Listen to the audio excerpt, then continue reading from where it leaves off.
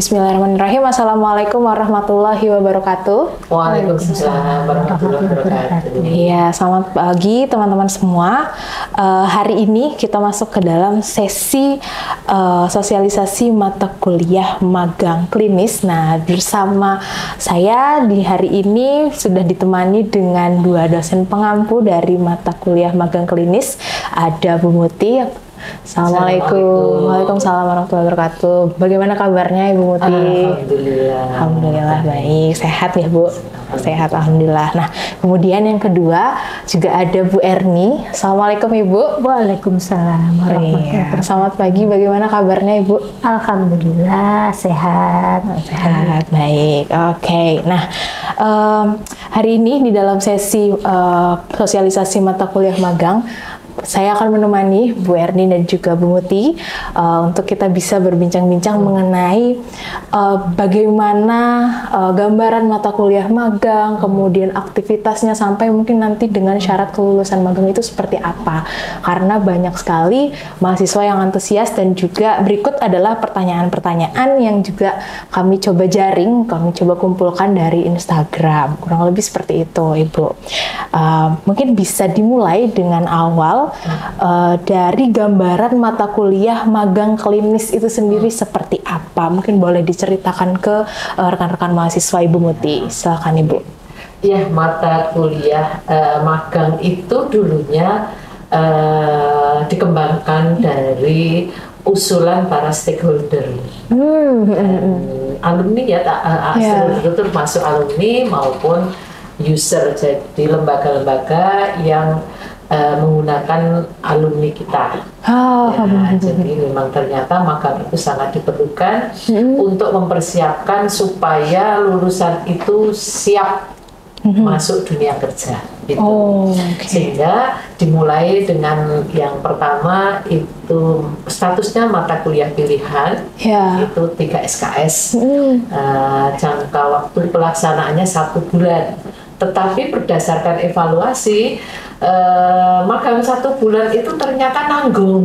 Nanggung ya Bu ya. Baru mau hangat itu sudah selesai.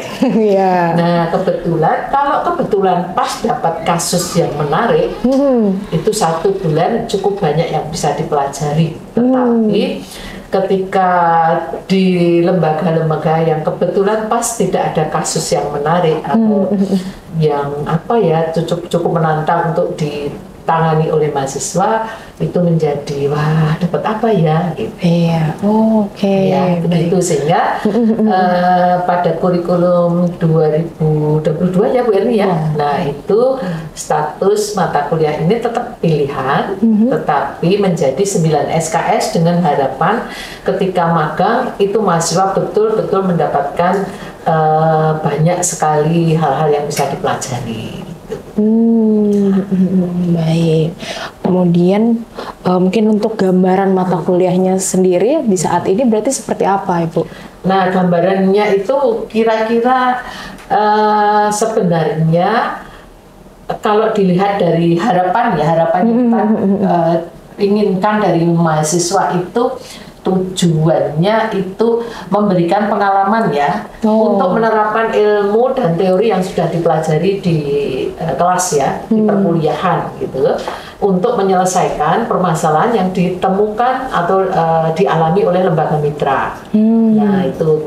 Nah, kemudian diharapkan setelah mahasiswa menyelesaikan mata kuliah ini, mahasiswa mendapat gambaran di dalam dunia nyata itu bagaimana sih menerapkan ilmu yang diperoleh dari bangku kuliah.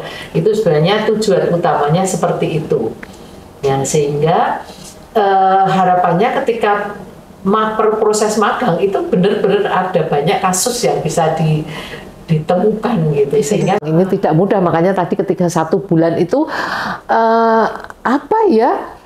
kalau laki gitu ya, kalau kebetulan pas bejo gitu dapat kasus menarik, ketika tidak dapat, nah itu sehingga tidak banyak yang bisa dipelajari. Harapannya dalam jangka waktu 3 bulan itu cukup banyak waktu untuk mendapatkan berbagai kasus yang bisa, iya betul Oke, gitu. berarti sekarang durasinya menjadi 3 bulan. 3 bulan. Mungkin boleh diceritakan dari Bu Erni atau Bu Muti kira-kira selama durasi dalam magang itu aktivitasnya seperti apa? Oke, 3 bulan itu setara dengan berapa jam kerja ya Bu Erni ya?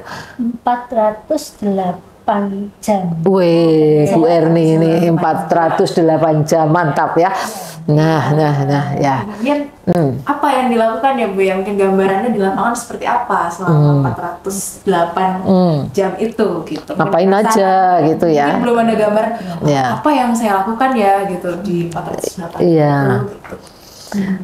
Jadi memang ada banyak tugas ya, Oh, nggak akan kesepian lah mahasiswa di lapangan itu. Nah, yang pertama itu tugas pokoknya ya, tugas pokoknya itu ya melakukan asesmen, intervensi, arahnya ke sana ya. Tentu saja dalam melakukan tersebut nanti mahasiswa akan banyak menerapkan. Ya, ini hal-hal yang sudah dipelajari di bangku kuliah ya, misalnya wawancara, observasi, ya, kemudian mungkin juga studi dokumen gitu. Itu untuk mengidentifikasi permasalahan yang ada di lembaga tempat magang.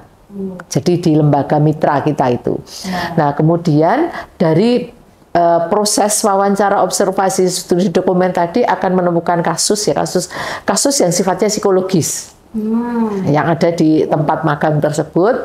Nah, kemudian diidentifikasi kasus tersebut dengan menggunakan keilmuan psikologi, ya, sehingga akan dirumuskan mau diintervensi dengan apa gitu. Nah, ini kira-kira itu tugas pokoknya. Jadi memang ini cukup luas gitu. Nah, bukan hanya itu, masih ada tugas tambahannya. Jadi seru ini. Oke. Setelah tugas pokok ada tambahan apa Bu? Nah, itu Bu Erni ya, Bu Erni. Masih ingat nggak Bu Erni ini? Ya, tugas tambahan itu biasanya disesuaikan dengan kebutuhan institusi tempat magang. Ya. Oh, baik. Jadi ada yang juga membantu proses administrasi jika dibutuhkan, tapi tentunya yang masih berkaitan dengan tugas pokoknya. Gitu. Berkaitan dengan tugas pokok. Kemudian Iya, sepertinya ya, misalnya ya, di satu lembaga yang memang itu menyelenggarakan konseling. Ya, nah konseling itu mungkin saja itu sangat berkaitan dengan mata kuliah yang diampu oleh mahasiswa. Tetapi di lembaga tersebut juga melakukan sosialisasi isu tertentu, misalnya kekerasan seksual pada anak gitu. Nah, mungkin saja mahasiswa itu selain melakukan tugas pokok tadi, mungkin bisa juga dilibatkan dalam proses kampanye tersebut. Nah, itu mungkin. Oke, baik. Wah, tadi sudah ada gambaran mengenai tugas pokok dan juga tugas tambahan. Nah, mungkin menarik selanjutnya adalah mahasiswa juga ada yang bertanya dengan tugas yang tambahan dan juga tugas yang pokok tadi, apakah ada pembekalan atau dibekali gitu agar siap untuk bisa menjalankan tugas tersebut Bu ketika magang? Kita tambahin sedikit ya, masih tugas berkalanya belum itu. Waduh, banyak ya tugas. Ini hobinya kasih tugas ini memang. Soalnya rugi ya kalau sudah sampai di lapangan nggak ada tugas itu ya. Oh iya. Jadi tugas berkalanya ini sebenarnya melengkapi dari tugas pokok dan tugas tambahan tadi. Ya, supaya mahasiswa tidak bingung.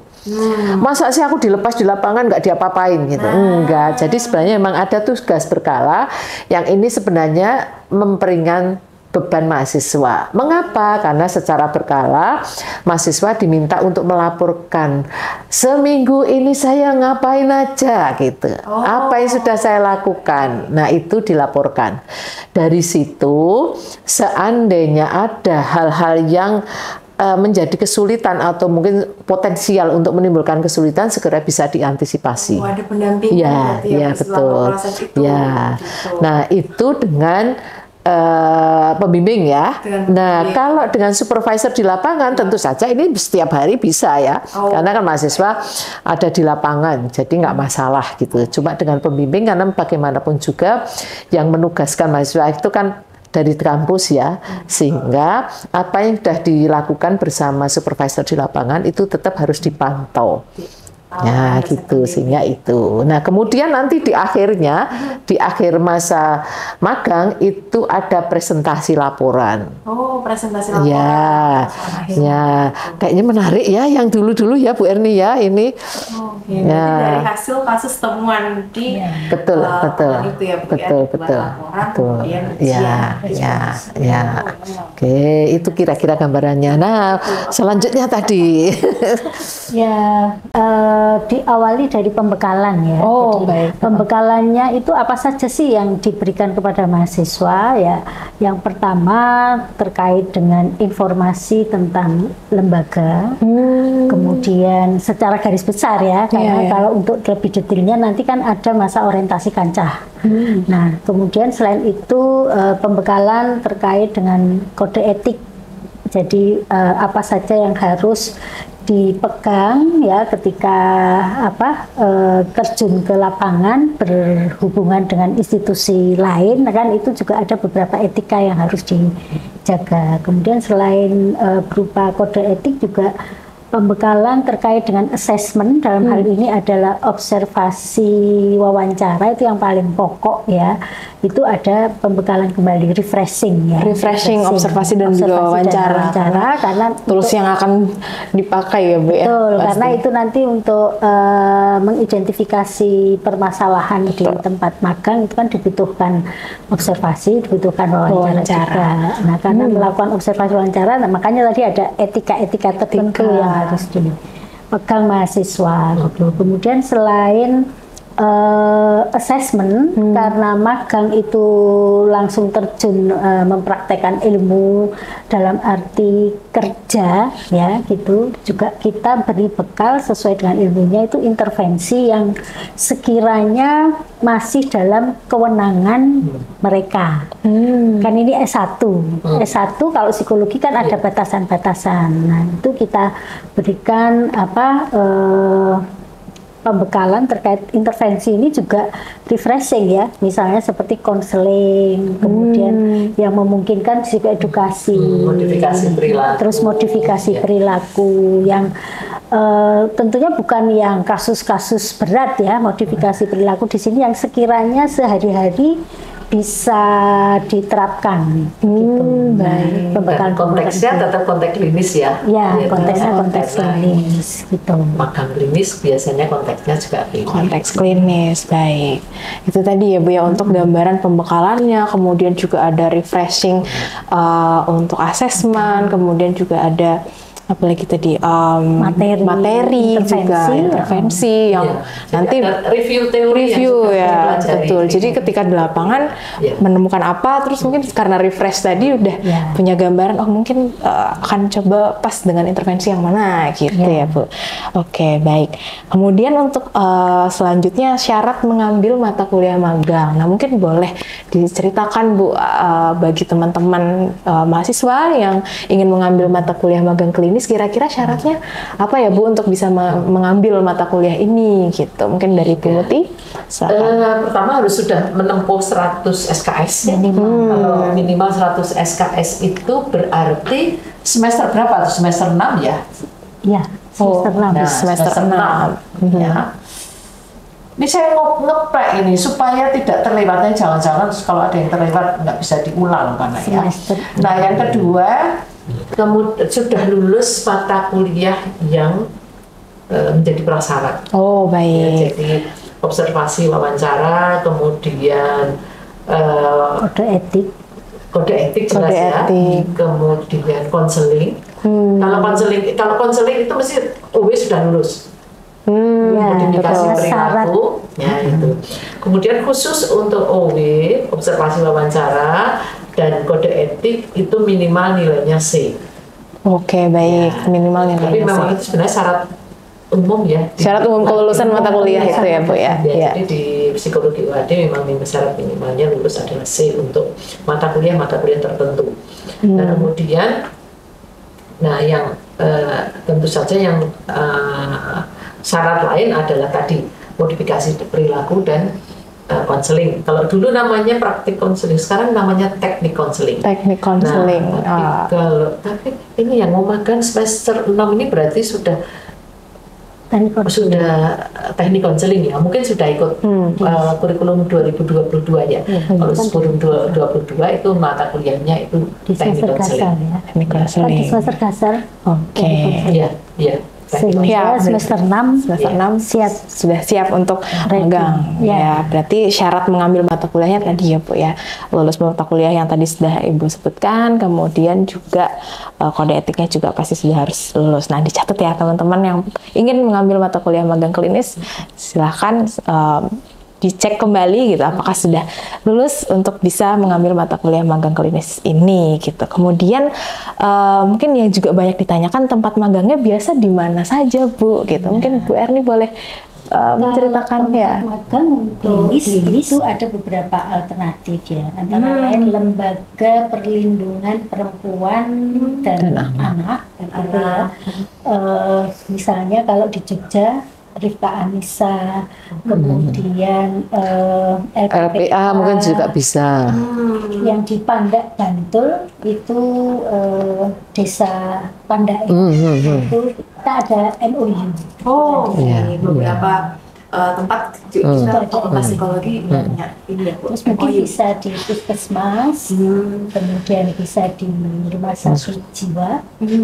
Bisa di lembaga yang memberikan pelayanan untuk assessment dan intervensi untuk anak-anak yang berkebutuhan khusus.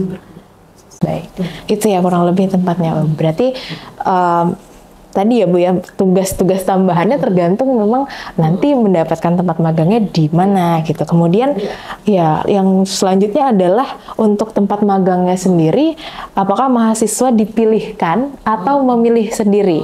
Mungkin boleh Bu Erni, seperti apa Bu? Bisa dua-duanya, artinya bisa dipilihkan, bisa memilih sendiri.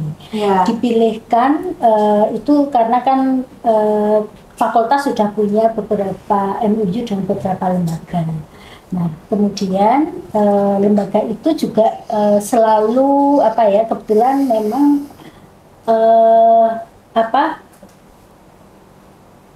kesannya itu cukup positif terhadap anak-anak kita yang magang di welcome gitu ya. Cukup welcome di tempat itu, sehingga selalu minta untuk kalau bisa selalu berlanjut gitu. Salah satu revisi menjadi 3 bulan itu juga salah satunya selain juga supaya lebih intensif, banyak hal yang bisa dipelajari mahasiswa, itu juga permintaan dari institusi itu gitu.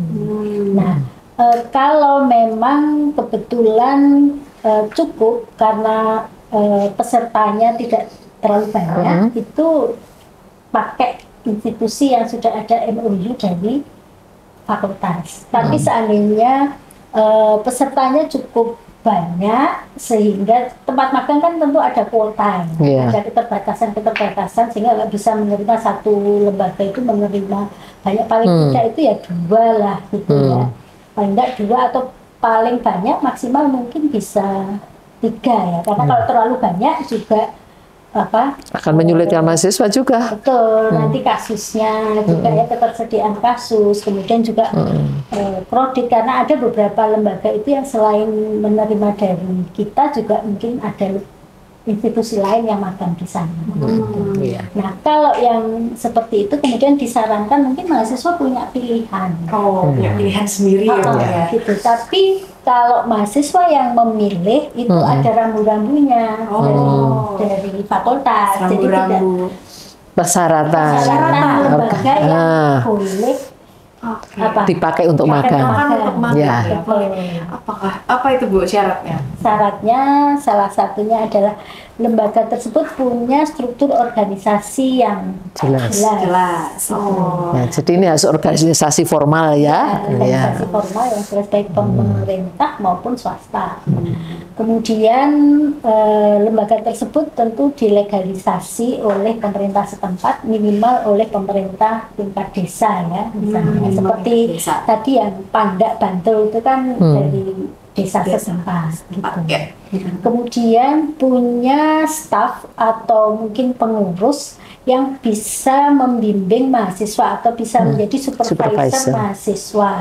Nah, karena untuk bisa membimbing supervisor mahasiswa ini akan lebih bagus kalau syarat pendidikannya S1, tapi tidak harus S1, SMA pun bisa asal sudah punya pengalaman terkait dengan aktivitas pada lembaga tempat magang itu minimal 5 tahun dan dia sudah terlibat dalam aktivitas itu 3 tahun.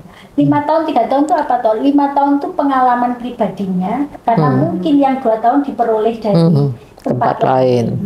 Tapi 3 tahun di sini itu dia terlibat dalam aktivitas di lembaga pada saat mahasiswa itu magang di tempat itu, sehingga sudah cukup mengenal institusi tersebut. Gitu. Itu kemudian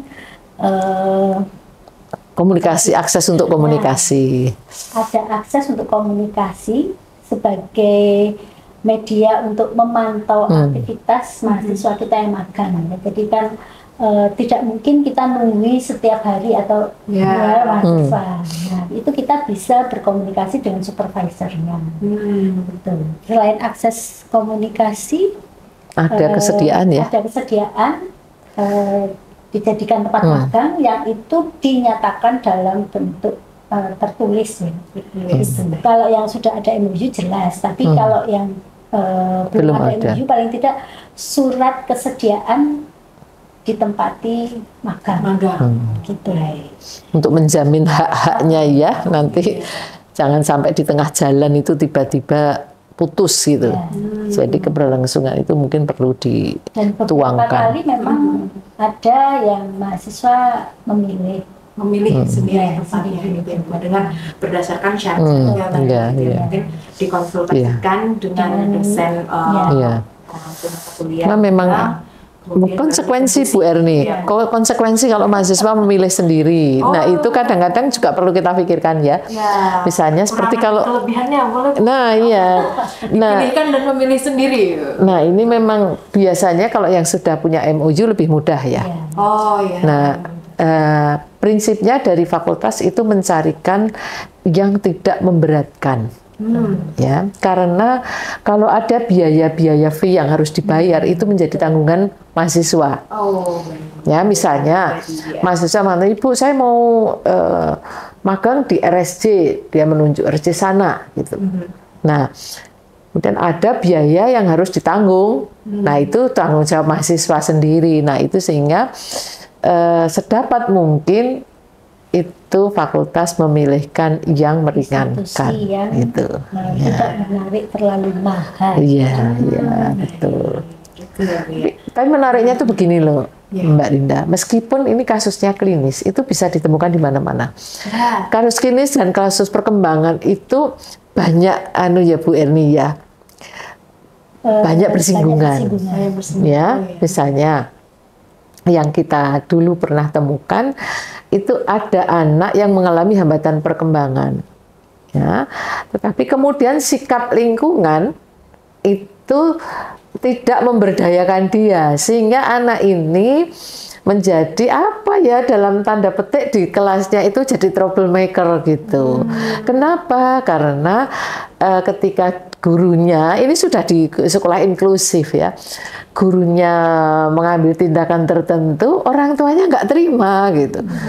orang tuanya ikut datang dan seperti itu, sehingga ini masalah yang ditangani oleh mahasiswa di sana karena kasusnya itu kasus klinisnya, bukan mengajari, belajarnya bukan, tetapi bagaimana menjadikan proses belajar itu menjadi lebih nyaman untuk semua dengan mengatasi hambatan emosional psikologis yang diakibatkan oleh orang tua yang terlalu protektif tadi. Nah, contohnya seperti itu. Jadi lokasinya bisa di mana saja ya. Jadi lokasinya bisa di sekolah, bisa di lembaga layanan psikologis, bisa di lembaga layanan medis.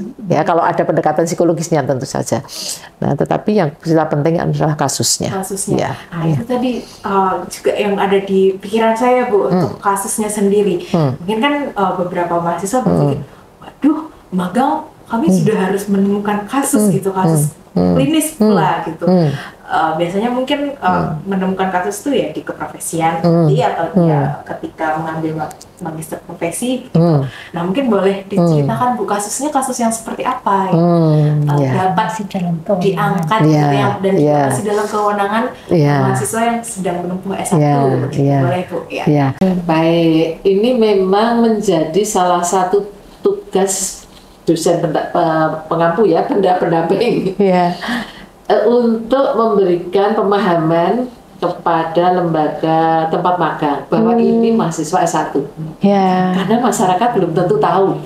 Tuntutan mereka adalah seolah-olah mahasiswa S1 itu seperti mahasiswa profesi ya. Jadi yang ini seperti sudah psikolog. Sehingga kita perlu memberikan pemahaman ya, mana yang boleh, mana yang tidak boleh. Kewenangan mahasiswa itu sampai kemana semua. Sehingga ketika menemukan kasus pun biasanya makanya harus ada tugas berkala, mendiskusikan dengan dosen supaya tidak terlalu memberatkan mahasiswa juga. Contohnya ini kasus yang terjadi di sekolah. Ya, di sekolah itu ada kasus siswa yang mengalami hambatan. Nah, mengalami hambatan di situ nanti karena ini kasusnya klinis, bukan kemudian kita ajari gimana cara belajar yang baik, bukan itu. Behind fenomena tadi ada fenomena balik fenomena dia mengalami hambatan tadi apa? Ternyata dia menjadi korban bullying. Nah, bullyingnya ini yang diselesaikan. Gitu, bagaimana dia berdaya. Ya, si korban ini kemudian juga ada layanan untuk mencegah supaya bullying itu tidak merajalela di sekolah tersebut. Nah, yang menarik ini yang sudah pernah dilakukan oleh mahasiswa yang dulu itu membuat kampanye gitu. Menarik itu membuat film video pendek gitu tentang anti bullying lah, kampanye anti bullying. Kemudian bisa juga membuat poster-poster dan sebagainya, dan itu menariknya ketika membuat video itu melibatkan siswa juga gitu. Mereka yang berakting mungkin menjadi pelaku, menjadi korban, menjadi bystander gitu, bagaimana kemudian menyelesaikan masalah itu sehingga itu menjadi pembelajaran bersama. Gambarannya seperti itu. Tapi yang agak berat yang di kasus yang di sekolah inklusif dulu sebenarnya agak berat ya Bu Erni. Cuma memang ini mahasiswanya luar biasa kreatif gitu ya. Saya terus terang itu juga, aduh kok pinter banget ini mahasiswa aku gitu. Jadi memang ada tadi yang sebenarnya sudah saya singgung sedikit bagaimana orang tua turut campur dalam proses pendidikan tadi. Sebenarnya kita sudah mengusulkan gitu ya untuk ibu, kalau sekolah ini ada konsultannya psikolog, bisakah melibatkan itu sehingga nanti mahasiswa ketika bekerja itu dalam koordinasi dengan disupervisi dengan psikolognya. Tetapi ternyata mahasiswanya itu jalan sendiri dan bagus gitu ya, jadi kita juga terkaget-kaget ya. Saya juga hanya ini diapain ini Bu? Oke, kamu belajar ini ya. Nah, saya belajar teori ini. Maksud saya itu sambil dia belajar, saya akan mencoba melakukan pendekatan ke sekolah supaya nanti ada koordinasi dengan psikolog sekolah. Ternyata dia menemukan sendiri. Ibu, saya melakukan ini. Wow, saya ini memang kalau ada mahasiswa yang seperti ini kreatif, bagus gitu ya. Bu, saya gini boleh nggak? Oh boleh sekali, ternyata kamu bisa. Wow, seru sekali ya Bu ya. Ya. Kalau misalnya ini bisa memberikan rekomendasi, mengusulkan ke institusi itu bahwa ini membutuhkan tindak lanjut berupa jadi tidak bisa dilakukan oleh mahasiswa karena bukan wewenangnya. Bukan wewenang. Jadi ya tidak harus melakukan, tapi boleh juga dengan merekomendasikan intervensinya. Tindak lanjutnya seperti apa? Atau harus assessment, misalnya harus tes psikologi, mereka belum berhak ya. Ya, atau harus melakukan asesmen tes psikologi juga masih bisa direkomendasikan gitu ya Bu ya. Tapi kalau di lembaga itu ada psikolognya dan misalnya asesmennya itu kebetulan mahasiswa ini sudah mampu melakukan dengan supervisi dari psikolog di lembaga tersebut, bisa dia sebagai tester, tapi kan tetap masih supervisi dari psikolog. Belajar menjadi asisten psikolog ya berarti posisinya. Wah, menarik sekali. Semoga cukup memberikan gambaran gitu aktivitasnya seperti apa, kasusnya seperti apa. Mungkin untuk kasus ini ada yang mau ditambahkan Ibu sebelum mungkin saya akan masuk ke pertanyaan terakhir. Syarat lulus mungkin. Oh ya, nah itu pertanyaan terakhir saya juga Bu. Apakah setiap mahasiswa yang magang udah pasti lulus nih? Yang penting 3 bulan misalnya seperti itu, di lapangan baik misalnya seperti itu. Mungkin boleh diceritakan Bu Erni, apa sih syarat untuk bisa lulus mata kuliah magang klinis? Magang itu biayanya mahal, kemudian lama, intens, terus mungkin ada beberapa mahasiswa punya persepsi tadi ya, apakah ini pasti lulus lah. Nah itu tidak ya, jadi bukan karena mahal terus SKS-nya besar terus pasti lulus gitu. Tingkat kesulitannya juga lebih tinggi daripada kuliah biasa, itu pasti diluluskan. Tidak juga. Saya punya pengalaman mahasiswa itu kemudian tidak lolos, tapi memang sebelumnya seleksi alam ya, karena tidak rutin setiap hari, tidak intens berangkat. Itu kan ada catatan itu tidak memenuhi kriteria yang 408 jam itu tadi, itu tidak bisa diloloskan. Kalau ukurannya sedikit mungkin ada diperpanjang ya, memperpanjang. Kemudian selain itu juga kalau tidak melakukan pelanggaran kode etik itu bisa lulus. Tapi kalau ada pelanggaran, ya mungkin dengan sangat terpaksa tidak bisa lulus. Oke, baik. Berarti kemudian pengumpulan laporan juga harus berarti boleh molor-molor. Ya, karena kan kita dibatasi waktu ya. Transaksi mengajar itu kan nggak bisa semester ini ya.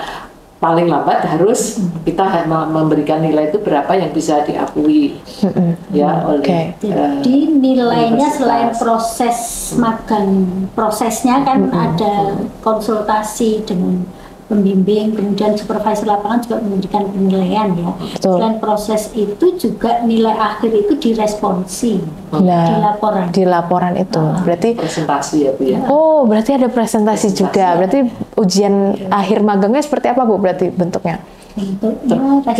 Tergantung ya lembaganya ya. Tergantung lembaga.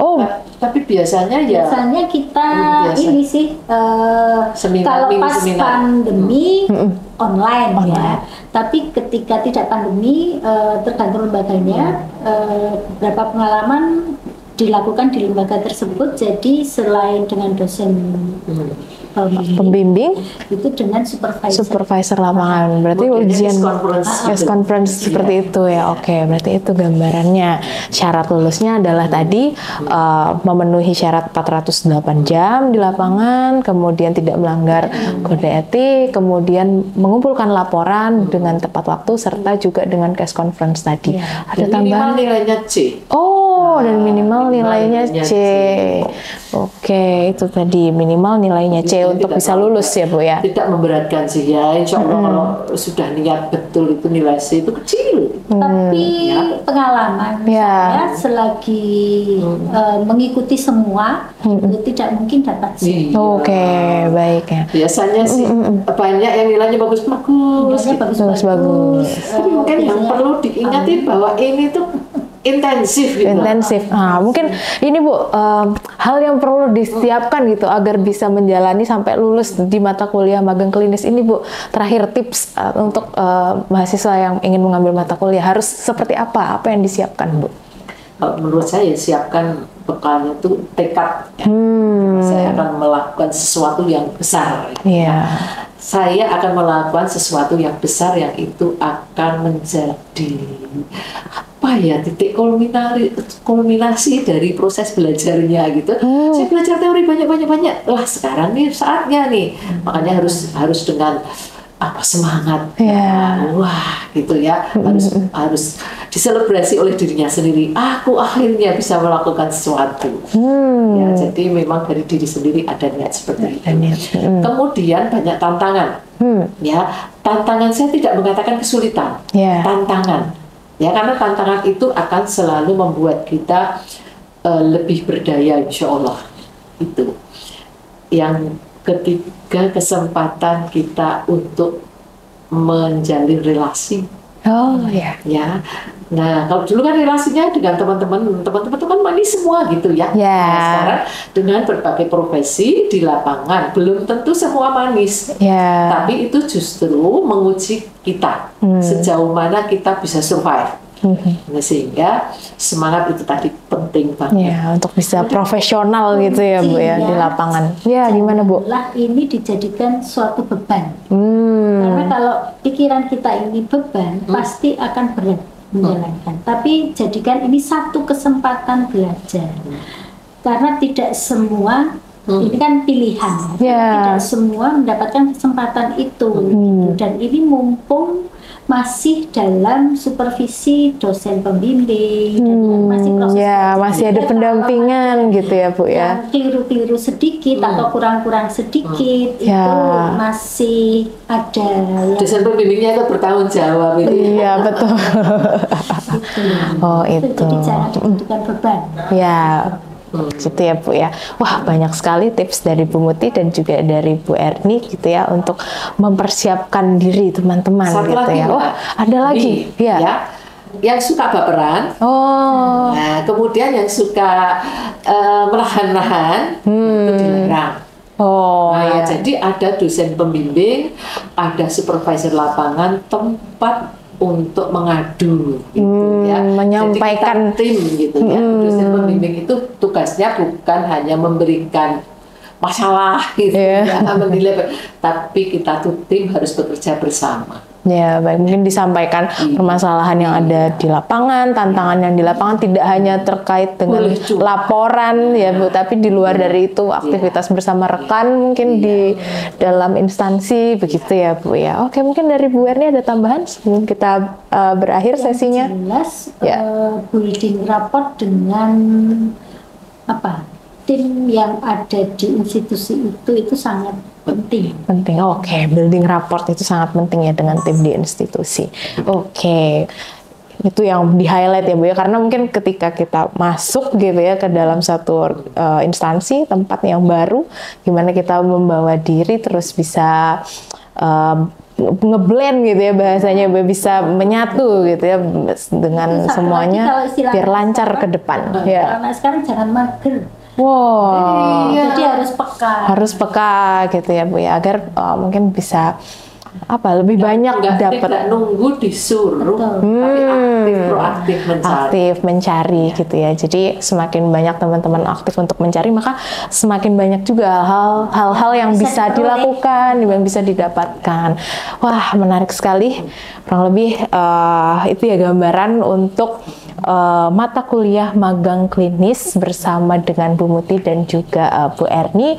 Semoga sesi ini dapat menambah gambaran dan kesiapan teman-teman juga mahasiswa yang ingin mengambil mata kuliah magang klinis di semester ini. Sekian dari saya dan juga mewakili dari Bu Erni dan juga Bu Muti. Terima kasih atas perhatian rekan-rekan semua. Kami tutup. Wassalamualaikum warahmatullahi wabarakatuh. Terima kasih. Terima kasih Bu.